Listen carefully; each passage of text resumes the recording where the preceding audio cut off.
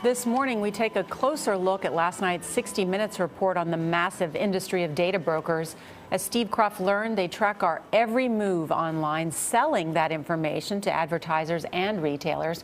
Critics say most of us have no idea how much is really being revealed. Most retailers are finding out that they have a secondary source of income, which is that the data about their customers is probably just about as valuable, maybe even more so, than the actual product or service that they're selling to the individual. So there's a whole new revenue stream that many companies have found. That data becomes much more valuable when it's married to the personal information that's being volunteered on the internet. Take 5 Solutions, a data broker in Boca Raton, Florida, runs 17 websites like GoodParentingToday.com and T5HealthyLiving.com, where people can share stories about their families and health.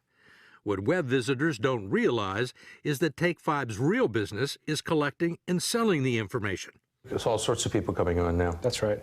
And there is also an invisible side to the internet that most people have never seen. When you're online visiting websites, you may think you're alone, but you're not, as digital privacy expert Ashkan Sultani showed us using a software program called Disconnect, which was created by a former Google engineer. What's this stuff?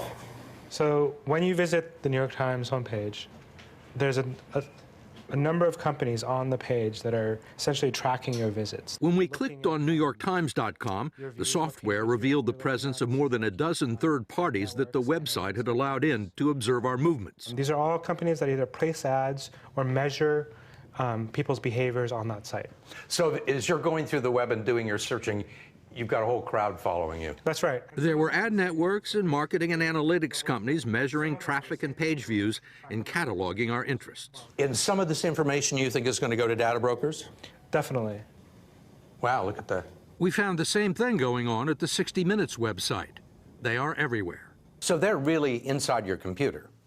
They're inside your browser usually, or your mobile device, yes. They're called. And you haven't necessarily invited them in? You have not invited them in. And most computers or browsers allow them in by default. Do companies collect your web browsing history? Yes, absolutely. Yeah, this is the primary piece of data collected online.